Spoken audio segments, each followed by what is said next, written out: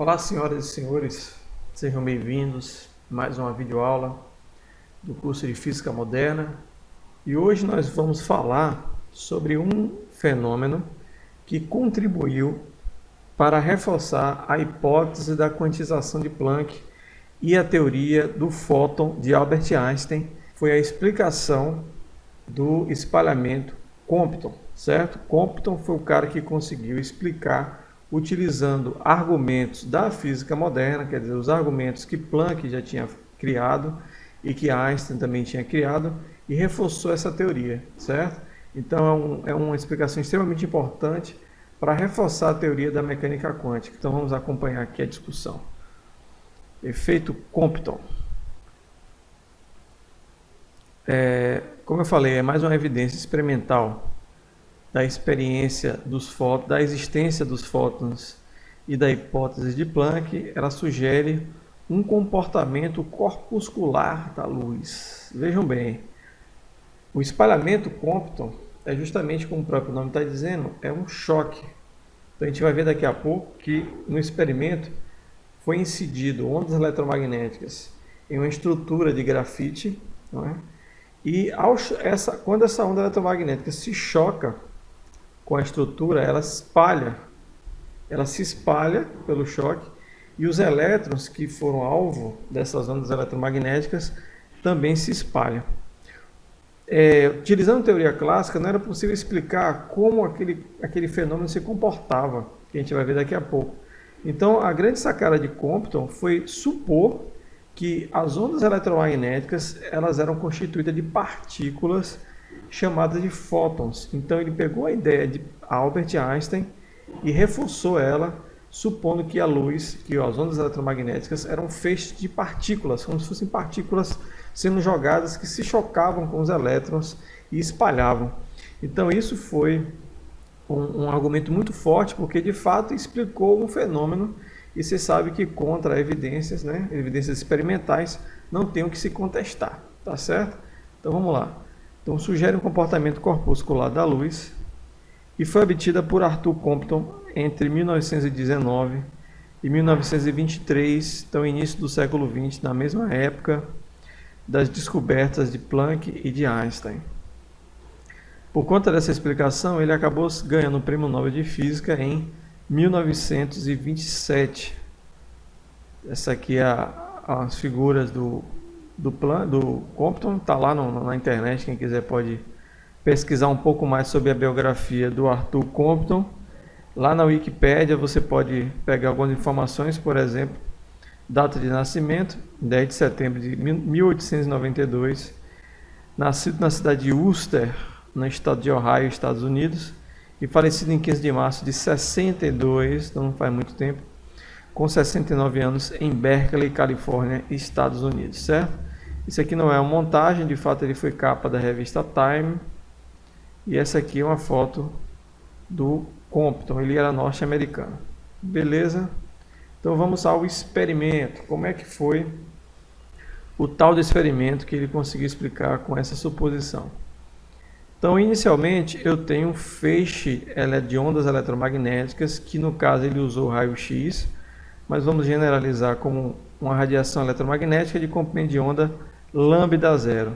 Então está aqui a radiação eletromagnética que é incidida na direção desse vetor U0 chapéu.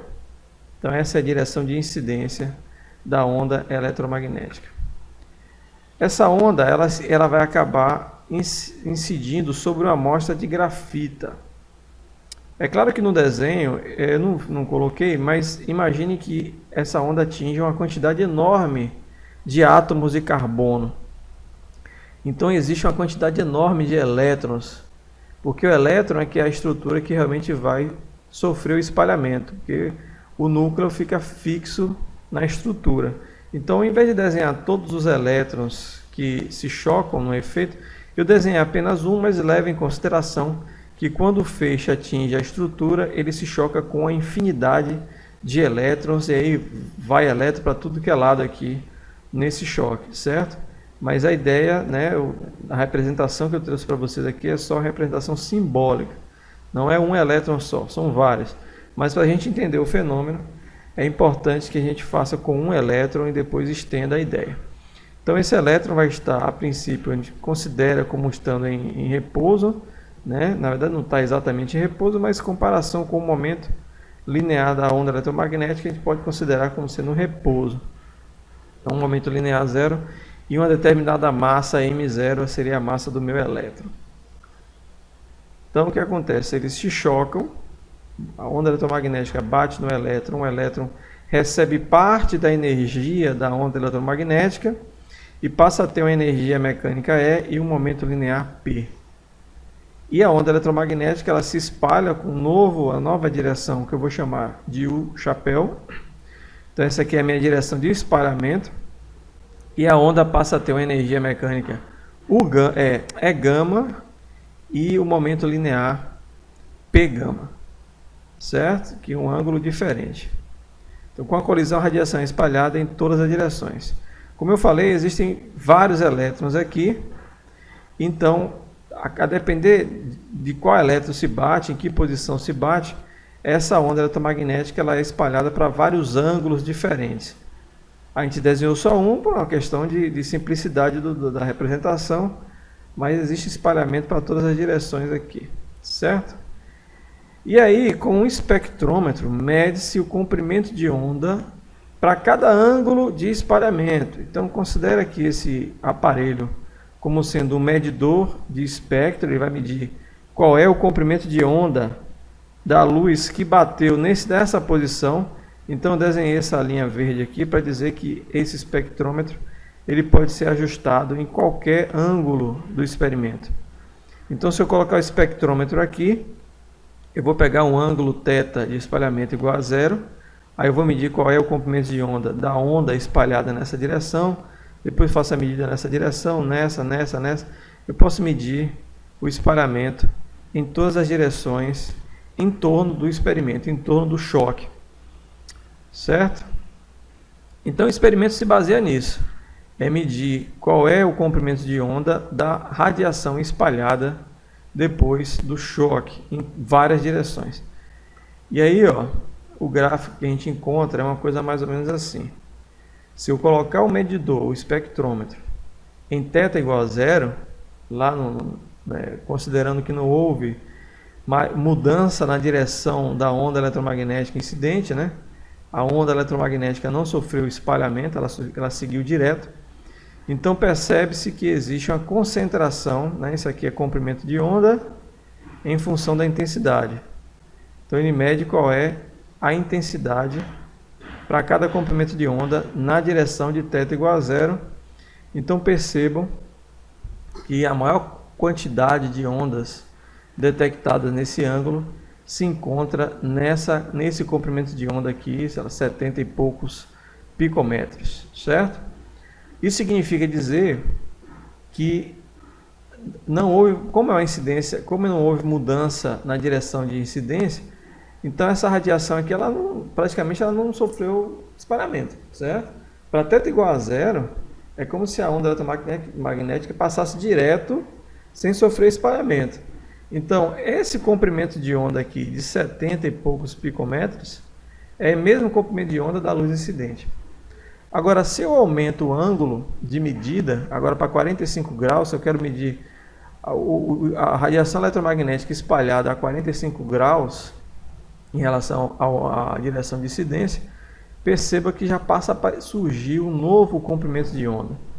Então a onda detectada, além de ter o comprimento de onda da luz incidente, que é esse 70 e pouco, passa a ter também um pico aqui, ó, numa frequência, num comprimento de onda um pouco maior, tá vendo? Um pouco maior. A mesma coisa acontece se eu colocar o detector em 90 graus. Então veja que a diferença entre 45 e 90 graus é que o comprimento de onda da luz espalhada já passa a ser maior em relação aos 45 graus. Veja que essa distância, o delta lambda, é maior em 90 graus do que em 45 graus. E se eu fizer para um ângulo ainda maior, 135 graus, aí é que esse deslocamento ele é maior ainda. Ou seja, para θ igual a zero não existe o deslocamento do comprimento de onda, e esse deslocamento ele vai crescendo com o aumento do ângulo de espalhamento. Esse deslocamento ele é chamado de deslocamento Compton, e é justamente a grande questão que se tenta explicar nesse experimento. Como é que uma onda eletromagnética, depois de um choque, ele muda seu comprimento de onda, e o quanto que esse comprimento de onda desloca em relação ao comprimento de onda original, né? O quanto que esse deslocamento acontece, a relação que isso tem com o ângulo de espalhamento. Como explicar isso, certo? Então, como eu falei, vamos à explicação. Compton ele supôs que a radiação eletromagnética era constituída de partículas chamadas fóton, tá? Eu coloquei aqui o desenho antes do choque e depois do choque. Então aqui está aquela mesma representação que eu fiz, a onda eletromagnética na direção U chapéu, U0, com energia E gama 0 e momento P gama 0. E o elétron com massa M0 e momento 0, e depois do choque ele se espalha a onda com um ângulo θ e o elétron com um ângulo φ, e cada um com suas energias e seus momentos lineares.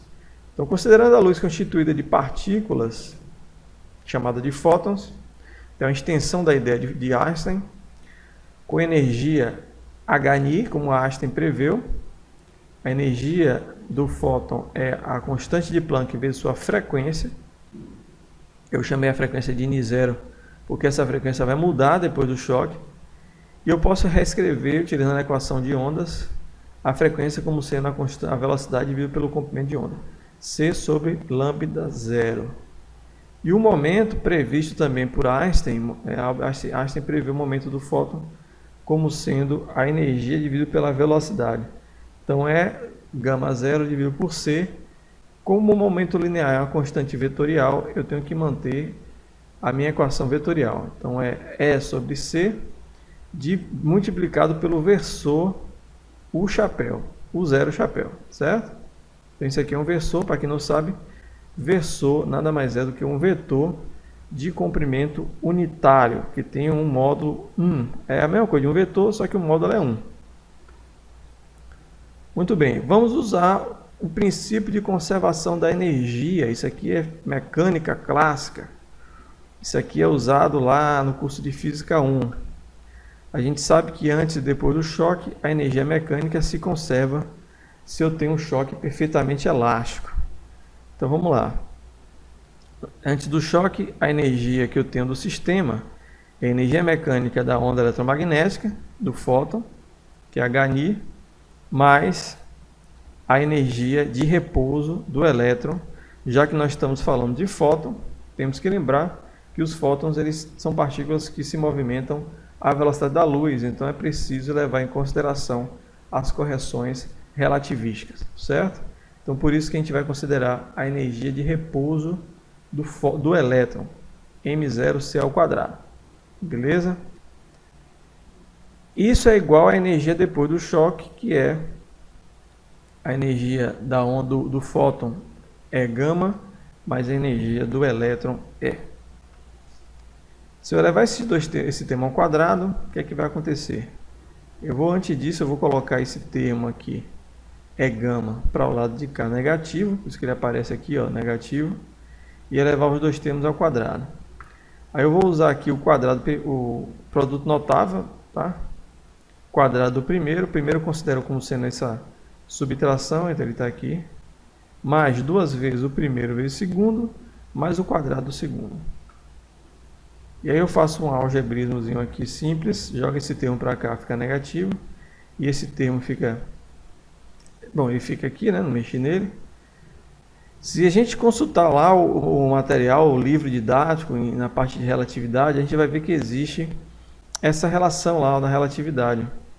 Essa equação aqui. Eu não comentei nas aulas, mas ela existe, está lá, podem consultar no livro do Halliday. E usando essa relação, veja que essa relação eu consigo substituir o m0² c² por E ao quadrado menos P ao quadrado C ao quadrado. Então, ao substituir esse termo por esse termo todo, veja que eu acabo cancelando a energia, né, que eu tenho menos aqui na frente, e sobra esse termo P2C2 com o menos, e o menos daqui acaba ficando positivo.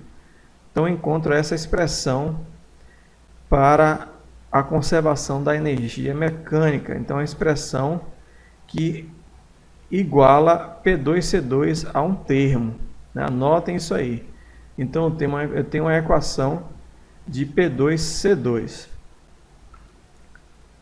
Agora, o princípio de conservação do momento linear. A gente viu lá em Física 1 que se eu não tenho força externa ao sistema, como é o caso aqui, eu conservo o meu momento linear. Então, antes do choque, o momento linear do meu fóton é E gama zero sobre C na direção de U zero. O momento linear do fóton do elétron é zero. E depois do choque, eu tenho o momento linear do fóton depois do choque, que aí passa a ser, em vez de ser E gama zero, é gama, é a nova energia. E o momento linear adquirido pelo elétron depois do choque, que eu chamo de P. Eu vou multiplicar a expressão por C, só para tirar esse C daqui de baixo, nada demais, PC. Na verdade tem uma relação porque a gente está querendo igualar as equações. Então veja que daqui tem que sair o P2C2, que eu encontrei na condição anterior. Então, de fato, se eu elevar esse termo ao quadrado, eu tenho um P2C2, e aí eu vou fazer o produto notável aqui também. O quadrado do primeiro, menos duas vezes o primeiro vezes o segundo, mais o quadrado do segundo está aqui. Só tem uma consideração aqui que a gente tem que fazer importante. Como as equações do momento linear são vetoriais, a gente precisa tomar cuidado no que é o produto entre vetores. Temos um quadrado perfeito, a gente sabe que é o quadrado do primeiro termo, mais duas vezes o primeiro vezes o segundo, mais o quadrado do segundo. Mas se eu tenho vetores na jogada, quer dizer, como é que é o quadrado disso? Como é que é o produto dos vetores? Então lembre-se, multiplicar vetor não é igual a multiplicar números. Um vetor tem uma álgebra diferente. Então a gente precisa lembrar lá de álgebra linear como é que se dá o produto entre vetores. A gente sabe que existe dois tipos de produtos entre vetores, o escalar e o vetorial. No caso de um produto notável envolvendo vetores, o que atua é o produto escalar. Está aqui, ó. Aqui eu tenho U0 vezes U0, por isso que eu boto U0 ao quadrado. Então esse aqui é o produto escalar de U0 por U0. Aqui eu tenho um produto escalar de U por U0 e aqui eu tenho um produto escalar de U por U, por isso que a gente chama de U ao quadrado. Então são três produtos escalares, mas são bem fáceis de fazer. Se a gente lembrar do curso de álgebra linear, a gente vai ver que o produto escalar ele retorna um número, não retorna um vetor, o resultado dele é um número. Então se eu tenho um vetor U nessa direção, eu até botei a mesma direção aqui do nosso problema, que faz esse vetor U ele faz um ângulo θ com relação à direção do vetor U0, está aqui.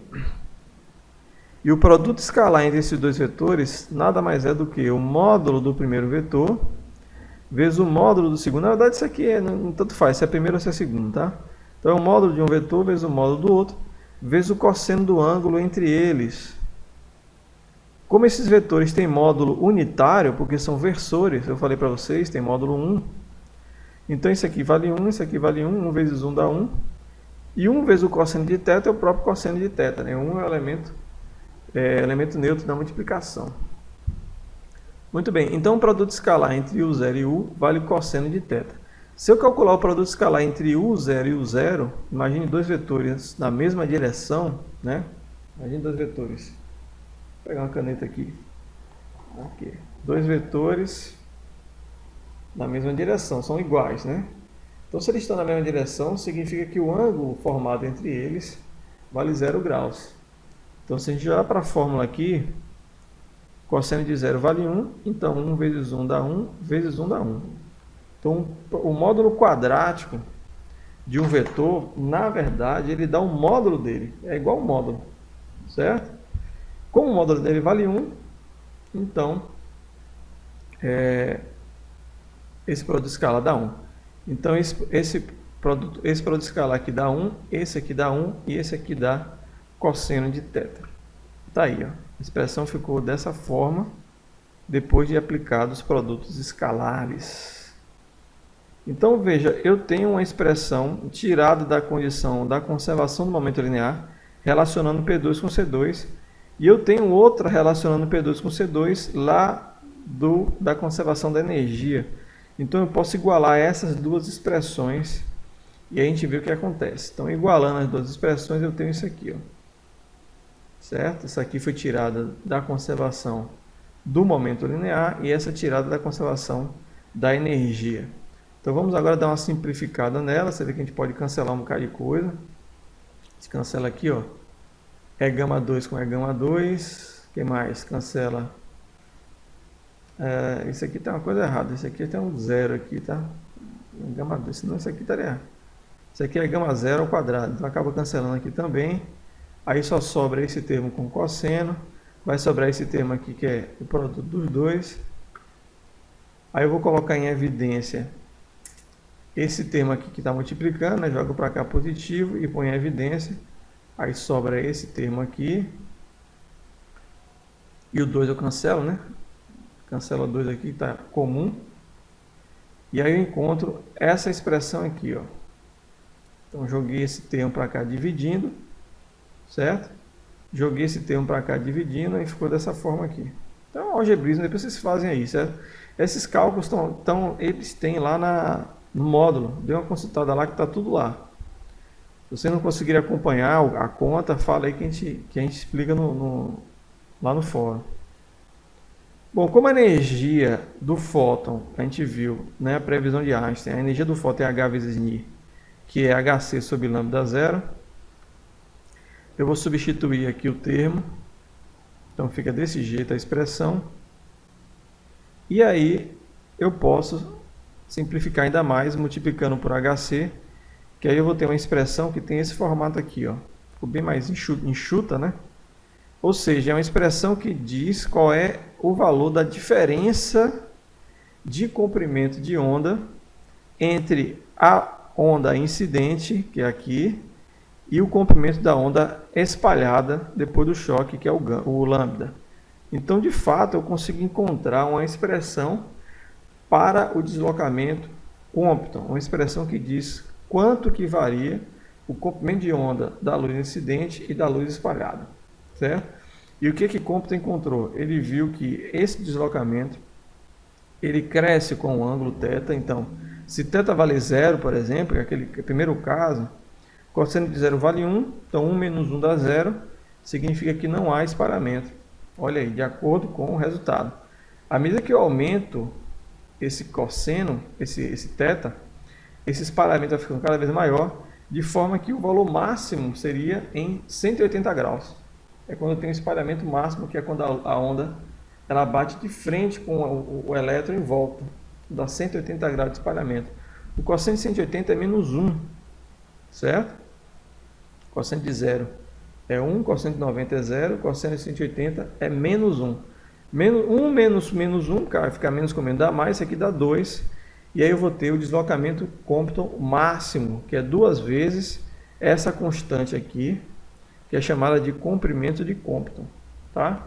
Então essa constante aqui é uma constante, né, como o próprio nome está dizendo, porque depende da constante de Planck, da velocidade da luz e da massa do elétron, certo? Então Planck encontrou, Compton encontrou que o deslocamento máximo, que é quando acontece em 180 graus, vale 2 vezes o comprimento de Compton, beleza? E se for 90 graus, dá um comprimento de Compton. Bom, era isso que eu queria mostrar para vocês. Quer dizer, vimos que, utilizando a hipótese do comportamento corpuscular da luz, quer dizer, a luz como sendo um feixe de partículas se chocando com o elétron e se espalhando como se fosse uma partícula, foi possível explicar um comportamento experimental de um experimento. Então isso é uma evidência fortíssima de que as hipóteses até então levantadas na época por Planck e por Einstein estão corretas. Veja que Compton ele comprovou a teoria de Einstein e de Planck utilizando um outro experimento completamente diferente do efeito fotoelétrico e completamente diferente da radiação de corpo negro, para constatar o que todos eles já haviam constatado. Então é mais uma evidência fortíssima que as teorias da quantização de energia, que todas aquelas hipóteses levantadas estavam corretas, e a explicação do efeito Compton levanta mais uma questão polêmica nessa jogada toda, que é o comportamento da luz. Quer dizer, se a luz ela se mostra corpuscular, como explicar então o efeito de interferência da luz, né? Porque interferência a gente viu lá em física 2, né? Física 4, que a interferência é um efeito tipicamente ondulatório. Quando jogam duas ondas que se cruzam, elas podem ter interferência construtiva ou destrutiva. Isso acontece com a luz também. Eu jogo luz, eu posso criar um padrão de interferência construtiva, né, e destrutiva. Como é que partículas criam um padrão de interferência, então? Imagine você dar um tiro de, sei lá, de bolinhas, né? Muitas bolinhas. Como é que elas se interferem e formam um padrão de interferência? Então essa é uma discussão bem complicada, mas eu vou tentar introduzi-la na próxima aula sobre dualidade onda-partícula da luz, para ver se a gente consegue entender um pouco mais dessa confusão toda aí, que foi o começo da teoria quântica. Certo, galera? Então até a próxima. Fui!